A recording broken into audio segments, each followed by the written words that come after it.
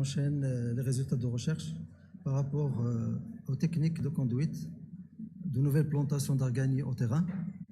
Donc ma contribution intitulée Démentionnement des techniques de travail du sol et de conduite de l'irrigation pour une arganiculture durable et rentable s'inscrit dans le premier axe de recherche des programmes d'ARID. Donc, pour ce travail, nous avons élaboré deux activités de recherche. La première sur la conduite technique et du travail du sol, et la deuxième sur la conduite d'irrigation. Donc, pour accompagner l'ANZOA de leur programme de plantation, de leur programme ambitieux de plantation de l'arganier, nous avons proposé deux activités de recherche. Une a une relation avec l'amélioration de la technique de préparation du sol, et la deuxième sur les techniques de conduite d'irrigation des nouvelles plantations d'arganier dans les vergers. Donc l'appui de la recherche par ce programme de recherche a permis de contribuer au renforcement de la résilience de l'arganerie, et également à réduire les effets, à réduire les risques sur cette arganerie, et également de conserver les ressources de notre arganerie. L'objectif de ce travail est de définir les références de base de la préparation des fosses de plantation de l'arganier, à savoir la dimension des trous de plantation, l'impluvium, le type et la forme d'impluvium, et enfin le mulch soit superficiel ou bien profond.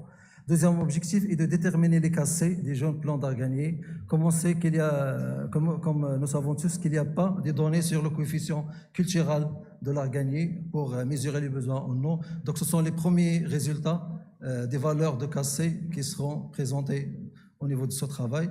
Le dernier objectif est de définir les références de base pour une irrigation efficiente de l'arganier. Il s'agit de la dose d'irrigation, la fréquence et la méthode de pilotage d'irrigation des nouvelles plantations d'arganier. Pour la première activité, qui est la conduite des travaux du sol, donc nous avons installé trois essais dans les 6 sites concernés par ce projet. 3 essais concernent les trous de plantation avec 3 niveaux, forme de l'impluvium avec 3 niveaux, et mulch de surface avec 5 niveaux et le témoin, le 6 niveaux et le témoin. Et le dernier, c'est le mulch profond qui a été testé au niveau du domaine expérimental Mekzar. Donc, vous avez sur ces images les différentes trous de plantation mécanisés. A, B, C, ce sont des trous de plantation mécanisés, et D, c'est une trou de plantation effectuée par la main. Donc, on observe que les trous préparés par la tarière mécanique, nous n'avons pas les dimensions réelles du trou de plantation, nous avons une faible profondeur.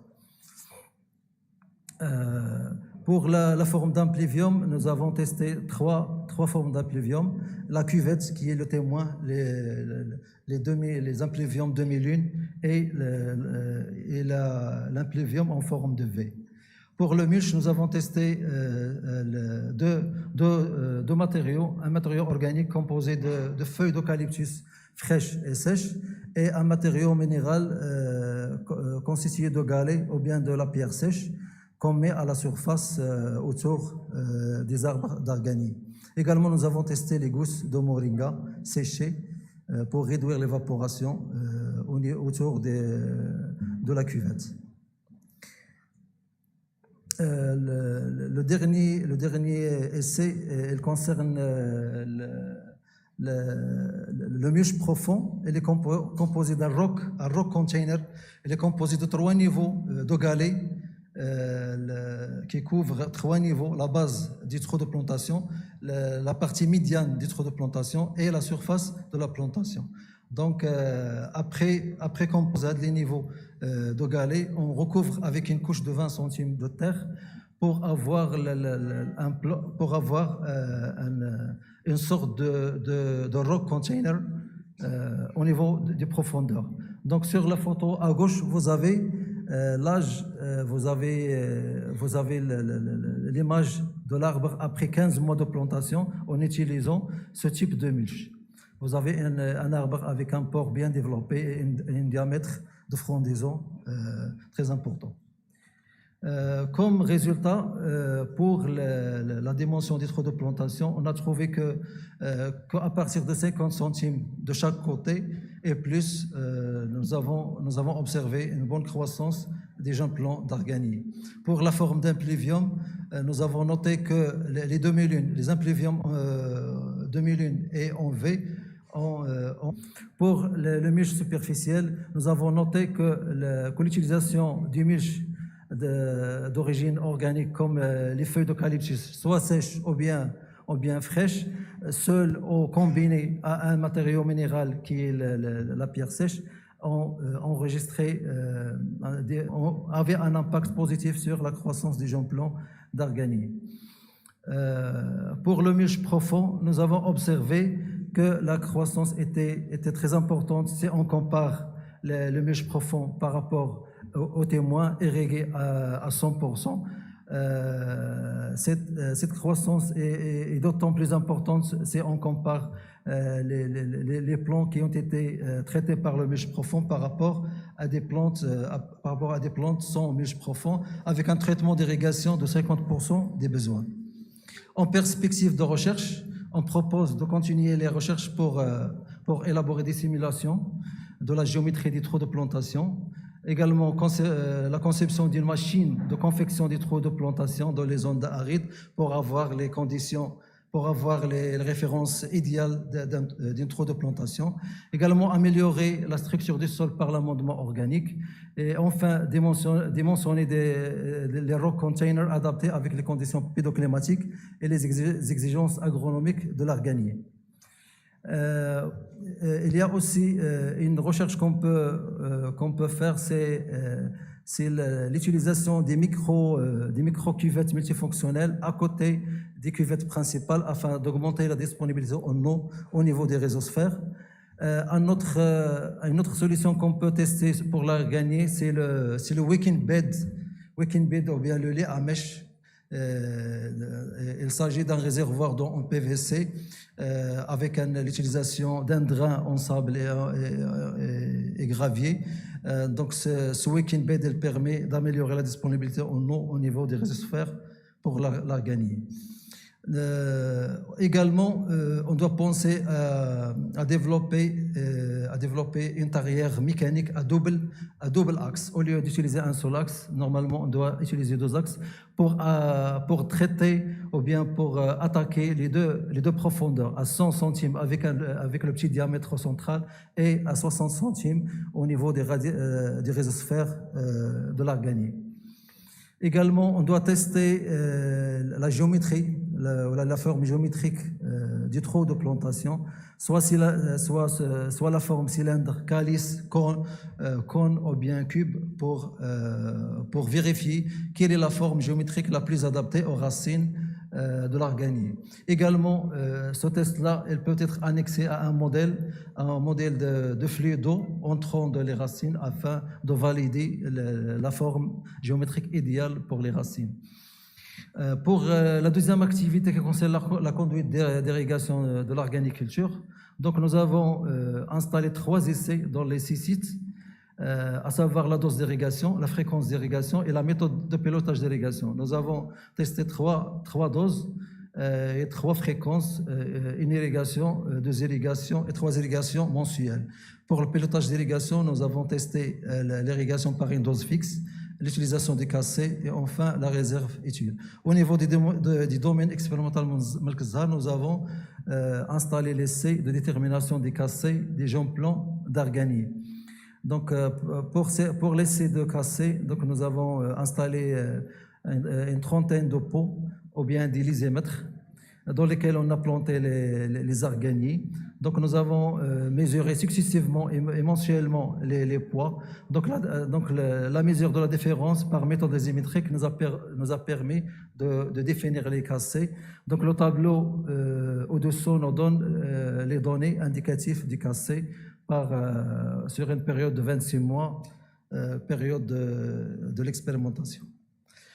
Pour la procédure de calcul des besoins, on utilise les caractéristiques du continuum eau-sol-plante.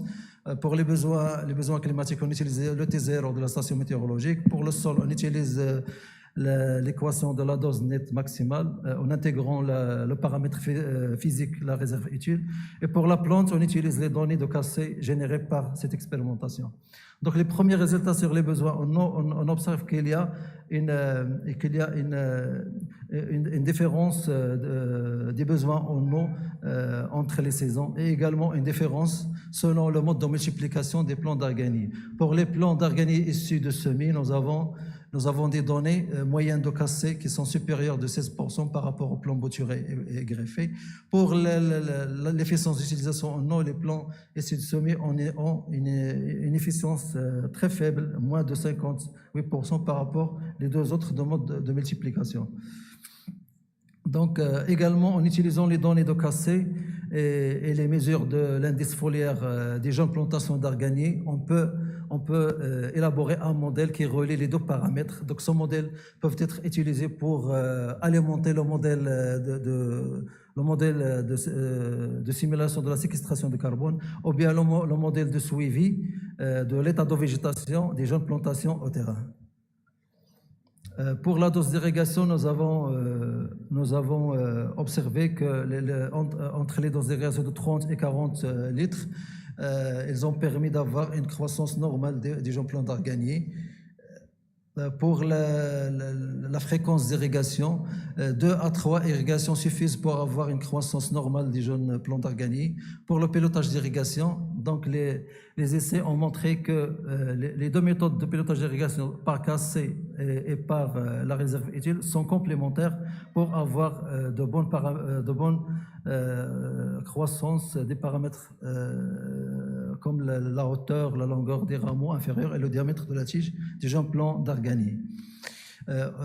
Enfin, nous avons établi un programme d'irrigation en utilisant les données de Cassay, en utilisant aussi la surface réellement humectée par âge. Donc, pour les jeunes plantations de 2 ans, les besoins en eau sont estimés à 24 litres par mois et par plant et par arbre. Pour l'âge de 2 à 4 ans, nous avons besoin de 48 litres par mois et par plant. Pour le troisième âge de 4 à 6 ans, l'estimation des besoins est arrivée à 72 litres par mois et par arbre. Pour l'âge entre 6 et 8 ans, donc l'arbre a besoin de 96 litres par mois et par arbre. Enfin, pour les arbres qui ont dépassé les 8 ans, on peut apporter des doses d'irrigation environ de 120 litres par mois et par pied. Pour les perspectives de recherche, Essayez de conclure, s'il vous plaît.